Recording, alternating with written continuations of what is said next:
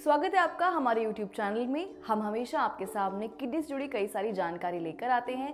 ऐसे ही आज हम एक नए विषय पर बात करेंगे।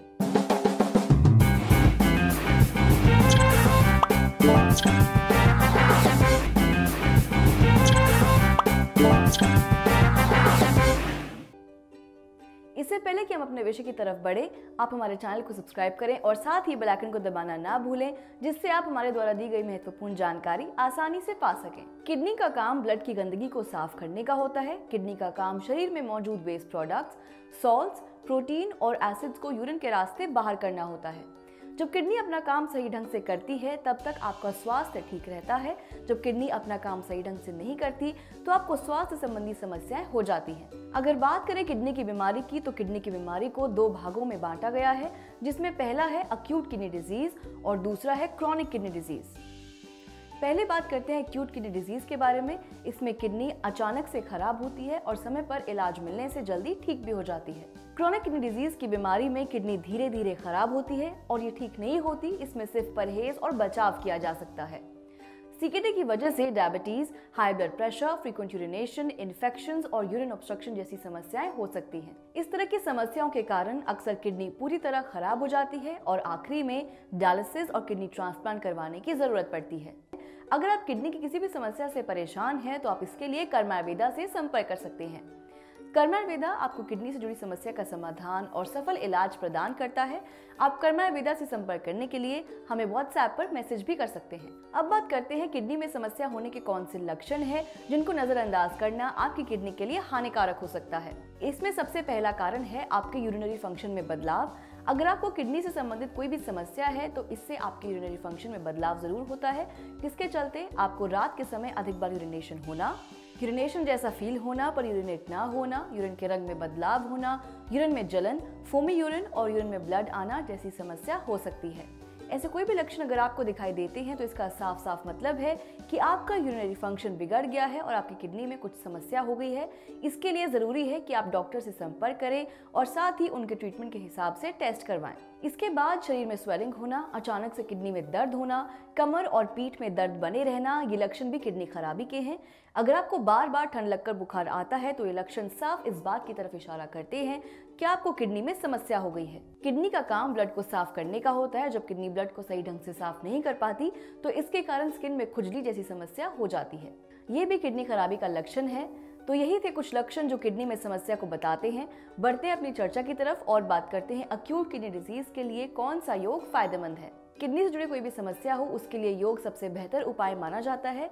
योग सिर्फ किडनी ही नहीं बल्कि किसी भी बीमारी का सामना करने में सहायक माना गया है। अगर आप अपनी जीवन शैली में सुबह की सैर और खुले आसमान के नीचे योग करना शामिल करते हैं तो आप स्वस्थ जीवन जी सकते हैं। चलिए बात करते हैं पहले योग की, जो किडनी के मरीज कर सकते हैं। सबसे पहला आसन जो किडनी के एक मरीज कर सकते हैं वो है ताड़ासन। इस आसन से आपको अनचाहे दर्द से मुक्ति मिलती है।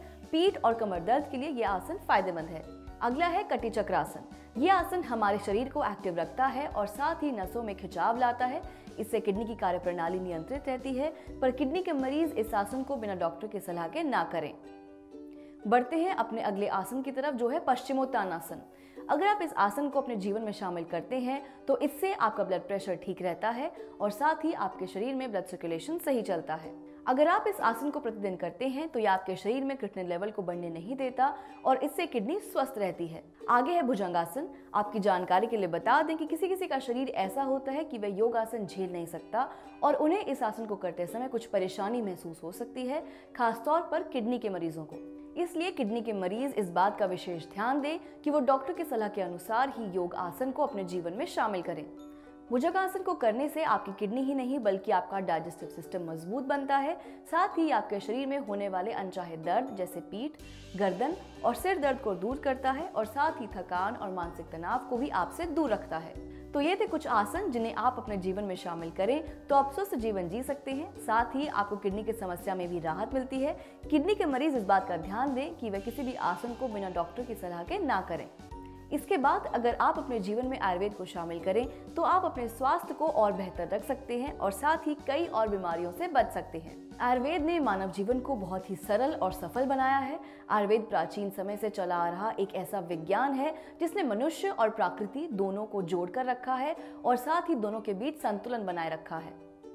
वर्तमान समय में भी जो मनुष्य थोड़ा बहुत प्रकृति से जुड़ा है, इसका श्रेय आयुर्वेद को ही जाता है। आज भी आयुर्वेद लोगों के जीवन में किसी न किसी तरह शामिल है और ये अपना काम पूरी ईमानदारी से कर रहा है। इसलिए अपने जीवन में आयुर्वेद को शामिल करें और स्वस्थ जीवन जिएं।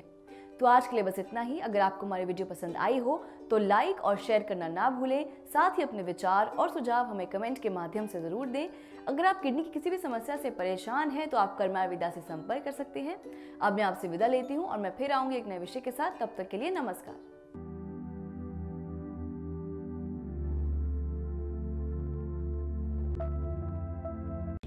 जी, क्या नाम है आपका? मेरा नाम कामनी खजूरिया है। कहाँ से आते हैं? मैं जम्मू से आती हूँ। जम्मू में कहाँ से? Jammu तलातलो Indira colony.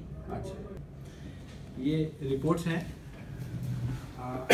SRL lab की रिपोर्ट्स हैं, जम्मू से गाजियाबाद से कराई हैं इन्होंने। जब ये आए थे इनका जो क्रेटिनाइन था 1.67 था अप्रैल में। उसके बाद इनका क्रेटिनाइन सितंबर में हो गया 1.26। उसके बाद it came down to 1.10 on 25th of December 2017। 1.10 creatinine हो गया, नॉर्मल की रेंज में आ गया। Earlier it was 1.67। ये SRL लैब्स के ग्राफ हैं, ग्राफिकली रिप्रेजेंट किए किस तरीके से क्रेटिनाइन रिड्यूस हुआ है।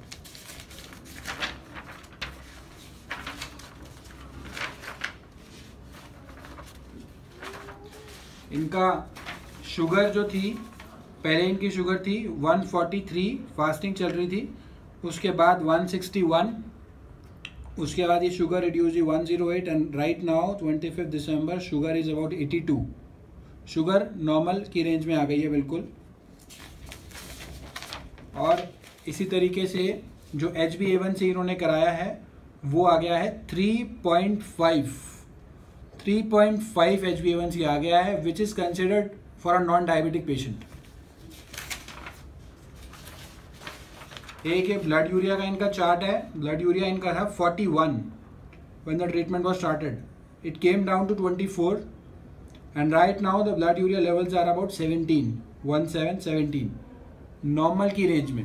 यानी कि जो क्रेटिनाइन जो था which is considered to be a progressive disease in nature, ये बढ़ता चला जाता है। अभी जो क्रेटिनाइन 1.7 से शुरू हुए, धीरे धीरे रिड्यूस हुआ और right now the creatinine is in normal range, that is 1.1.